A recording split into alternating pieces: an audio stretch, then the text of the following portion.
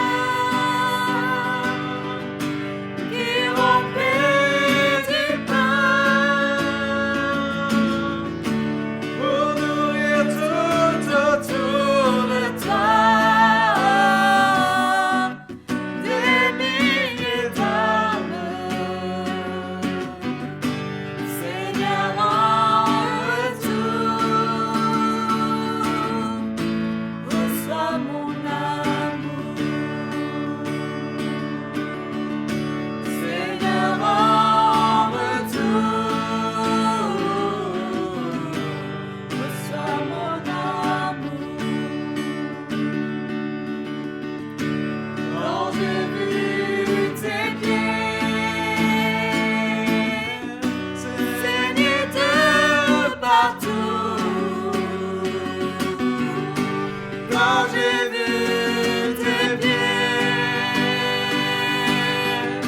percés par le clou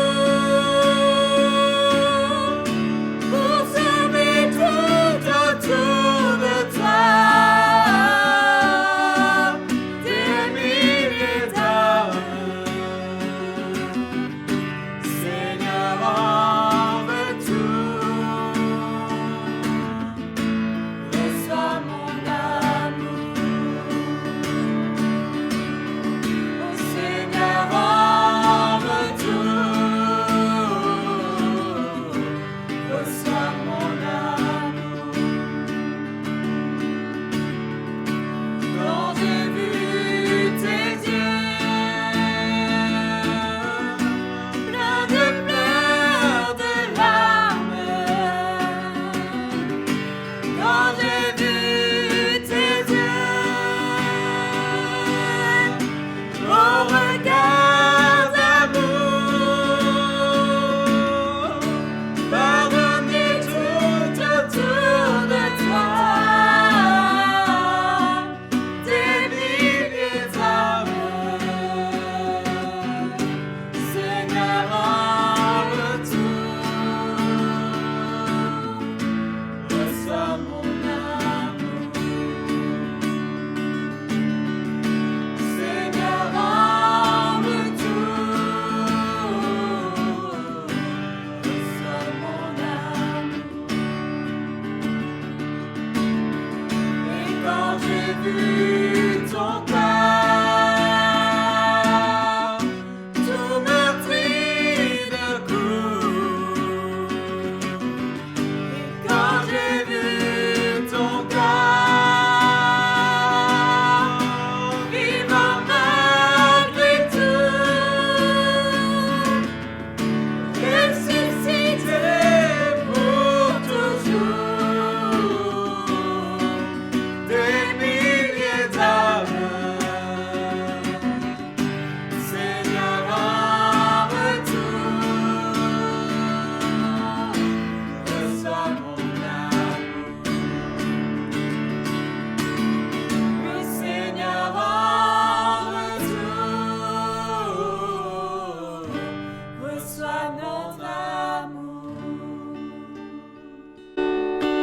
Seigneur, je te remercie. Je te remercie juste pour ton sacrifice parfait, Seigneur. Je te remercie parce que tu es mort pour nous à la croix, Seigneur. Et nous ne voulons pas oublier ce sacrifice, Seigneur. Nous ne voulons pas oublier tout ce que tu as fait pour nous, Seigneur. Nous ne voulons pas oublier ô combien tu es grand, Seigneur, ô combien tu es allé nous chercher dans notre profonde détresse, Seigneur, et ô combien tu nous as secourus, Seigneur. Je veux juste te remercier pour qui tu es, Seigneur, pour ta grandeur, Seigneur. Je te remercie parce que tu es saint et 3 fois saint, Seigneur, et je te remercie parce que nul n'est égal à toi, mon Amen. Père. Tu es bon et glorieux et je veux t'adorer encore et encore. Amen. Amen.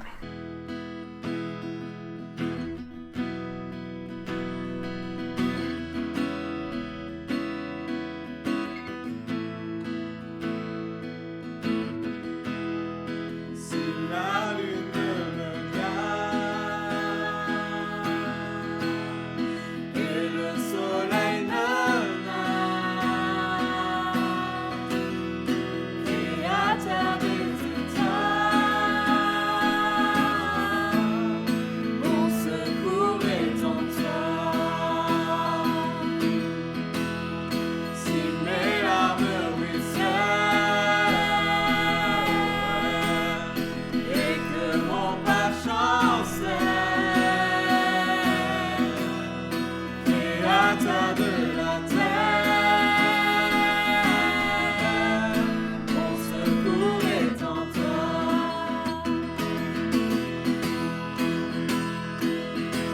Je lève les yeux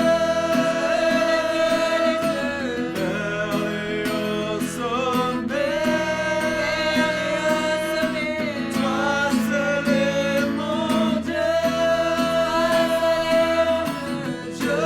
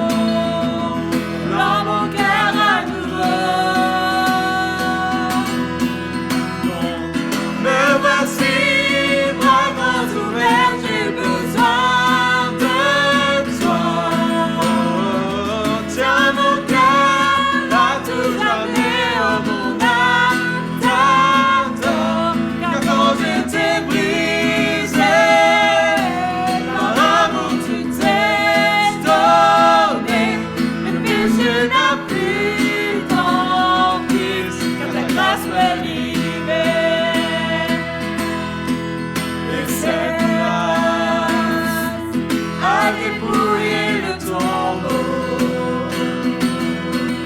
Toute ma honte demeure impuissante en ton nom. Portant mes meurtrissures, tu n'as rien retenu.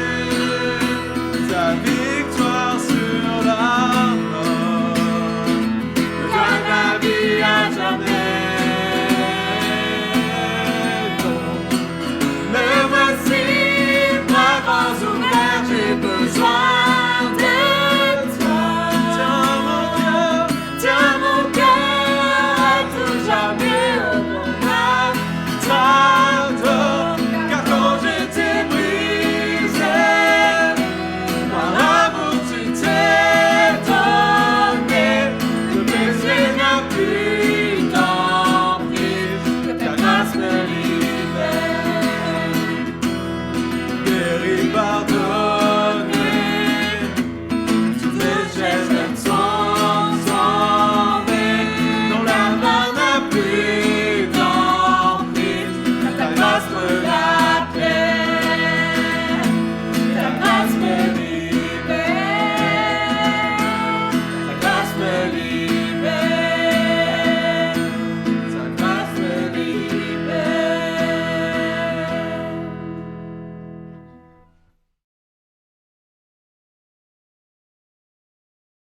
C'est parti. Chers frères et sœurs en Christ, chers amis, bonjour, nous sommes le dimanche 14 juin 2020 et c'est encore une grâce de pouvoir apporter la parole de Dieu dans ce monde et pour l'Église. Nous allons pouvoir lire ensemble le psaume 2. Pourquoi ce tumulte parmi les nations, ces vaines pensées parmi les peuples? Pourquoi les rois de la terre se soulèvent-ils et les princes se liguent-ils avec eux contre l'Éternel et contre son oint? Brisons leurs liens, délivrons-nous de leurs chaînes. Celui qui siège dans les cieux rit, le Seigneur se moque d'eux. Puis il leur parle dans sa colère, il les épouvante dans sa fureur. C'est moi qui ai oint mon roi. Sur Sion, ma montagne sainte, je publierai le décret. L'Éternel m'a dit, tu es mon fils, je t'ai engendré aujourd'hui. Demande-moi, je te donnerai les nations pour héritage, les extrémités de la terre pour possession. Tu les briseras avec une verge de fer, tu les briseras comme le vase d'un potier. Et maintenant, roi, conduisez-vous avec sagesse. Juge de la terre, recevez instruction. Servez l'Éternel avec crainte et réjouissez-vous avec tremblement. Baisez le Fils de peur qu'il ne s'irrite et que vous ne périssiez dans votre voie, car sa colère est prompte à s'enflammer. Heureux tous ceux qui se confient en lui. Cette véritable parole tirée du psaume 2, heureux tous ceux qui se confient en lui, a pour thème l'autorité suprême de Dieu. Il célèbre le couronnement d'un roi israélite et celui du Messie, le roi éternel. Heureux tous ceux qui se confient en lui est une parole sécurisante pour tous ceux qui ont accepté de faire la paix avec lui. Mais cette parole s'inscrit dans un ensemble de paroles, dans une révélation prophétique faite à David, l'auteur de ce psaume. En fait, ce verset qui déclare « Heureux tous ceux qui se confient en lui » est la seule condition bienheureuse en réponse à cette coalition mondiale qui s'élève contre Dieu et son oint Jésus-Christ. Le psaume donc 2 au verset 10 nous dit « Maintenant, roi, conduisez-vous avec sagesse, juge de la terre, recevez instruction, servez l'Éternel avec crainte, réjouissez-vous avec tremblement, baisez le Fils de peur qu'il ne s'irrite et que vous ne périssiez dans votre voie, car sa colère est prompte à s'enflammer. Heureux tous ceux qui se confient en lui. » En cette période de soulèvement de tout ordre dans cette société mondialisée, il est temps et il est grand temps de se soumettre à Dieu et à son Christ. Le seul véritable auteur du salut, de nos âmes et de notre félicité éternelle. Le monde d'aujourd'hui, autant que celui d'hier, est semblable à un troupeau de brebis perdues. Depuis le temps où Christ prophétisa dans l'évangile de Matthieu au chapitre 24 les méandres d'un monde perdu, précédant son premier retour dans les nuées pour le jour de l'enlèvement de son Église, puis de son second retour cette fois-ci sur la terre lorsqu'il posera les pieds à l'endroit même où ses premiers disciples virent partir au ciel, il s'est donc passé 2000 ans. 2000 ans d'histoire où la grâce de Dieu s'est offerte pour chaque génération passée, par le moyen du courage et de la persévérance des chrétiens pour chacune d'elles. Manifestement, aujourd'hui, nous entendons parler de guerre et de bruit de guerre dans ces temps qui appartiennent à notre génération. La parole du Seigneur Jésus nous demande de nous garder d'être troublés parce qu'il faut que ces choses arrivent. Malheureusement, à cause de ce monde impassible à la vérité, ce n'est que le commencement des douleurs que notre monde va devoir endurer. Le monde est entré dans une tourmente incessible de par sa propre volonté parce qu'il ne se confie pas en Dieu et en son Christ.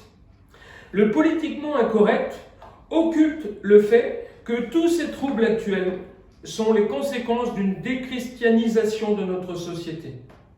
Le monde n'a jamais été aussi amoureux et adorateur de Mammon, le dieu de la possession, et animé toujours plus d'une furieuse espérance à pouvoir changer les lois. D'ailleurs, Ésaïe le prophète a décrit la conséquence qui produira la colère de Dieu sur Israël en son temps dans ce chapitre 5 sur les péchés et les châtiments d'Israël. Au verset 20 à 25 de Ésaïe 5, nous pouvons lire « Malheur à ceux qui tirent l'iniquité avec les cordes du vice, et le péché comme avec les traits d'un char, et qui disent qu'il hâte, qu'il accélère son œuvre, afin que nous la voyions, que le décret du Saint d'Israël arrive et s'exécute, afin que nous le connaissions. Malheur à ceux qui appellent le mal bien et le bien mal, qui changent les ténèbres en lumière et la lumière en ténèbres, qui changent l'amertume en douceur et la douceur en amertume. Malheur à ceux qui sont sages à leurs yeux et qui se croient intelligents.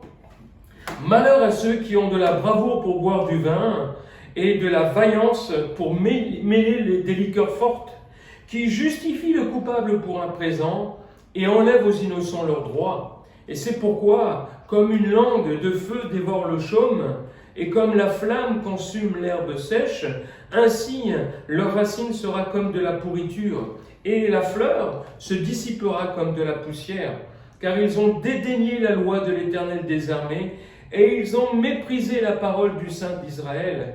C'est pourquoi la colère de l'Éternel s'enflamme contre son peuple.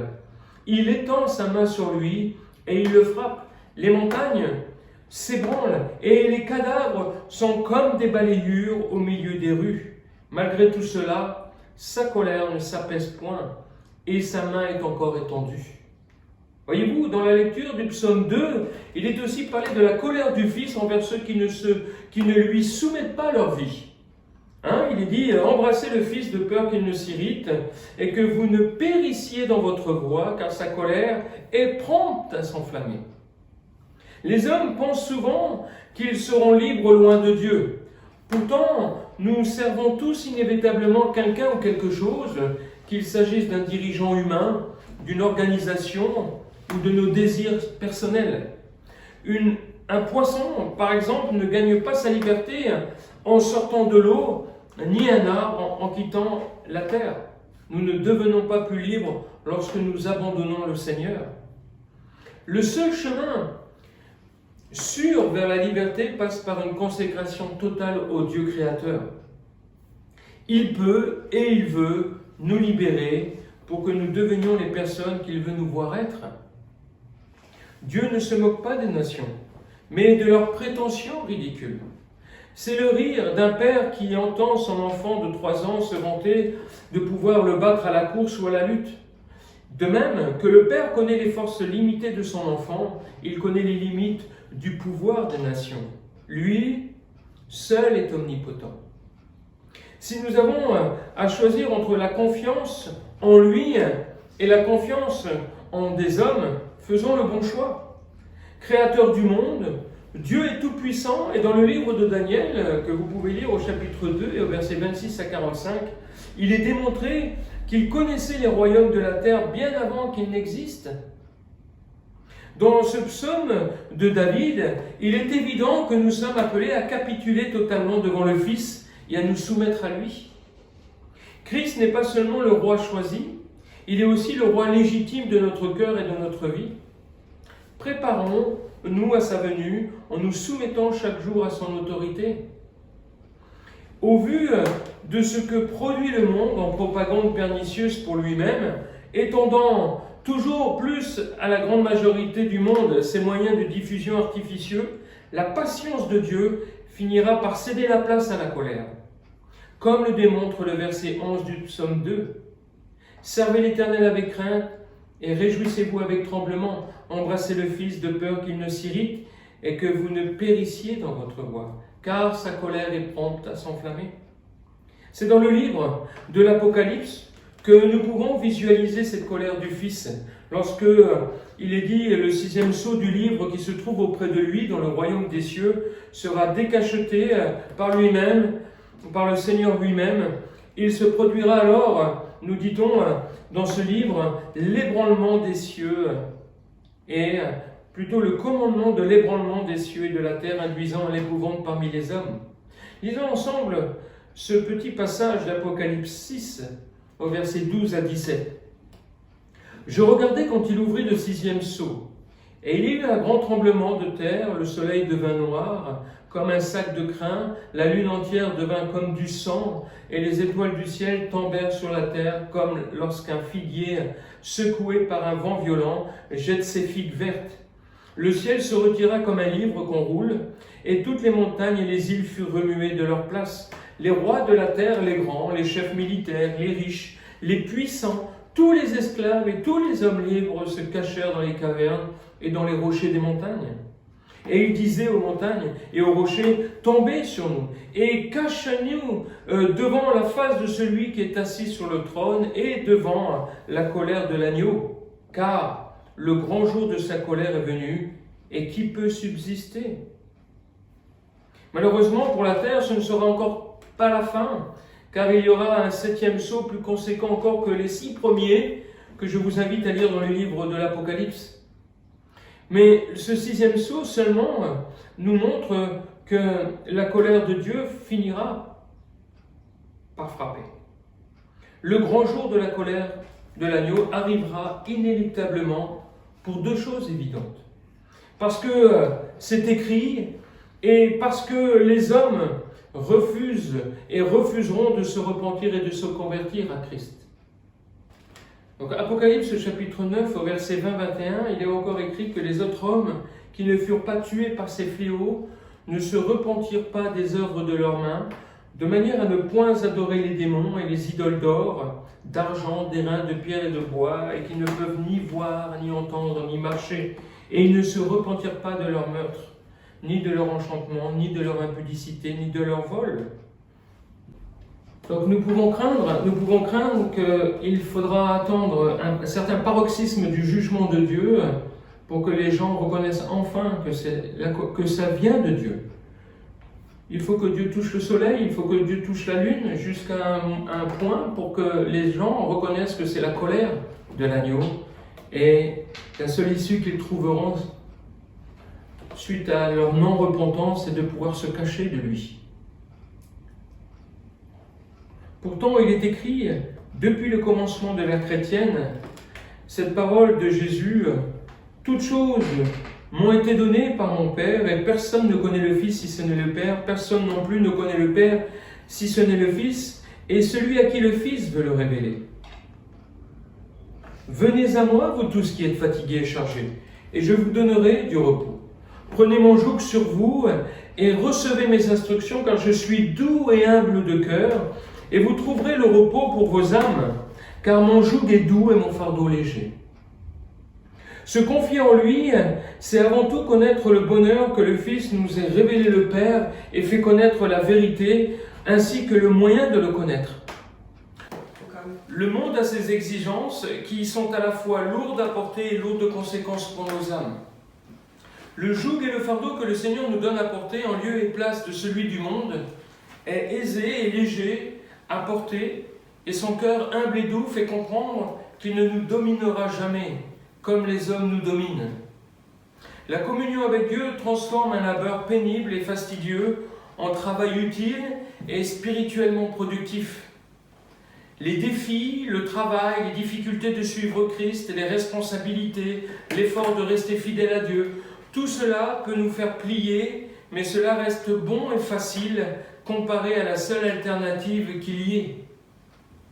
Jésus n'a pas promis et n'offre pas ici-bas une vie de confort et de luxe, mais un plan salutaire pour nos vies au milieu du déroulement des événements douloureux prophétisés dans des temps révolus.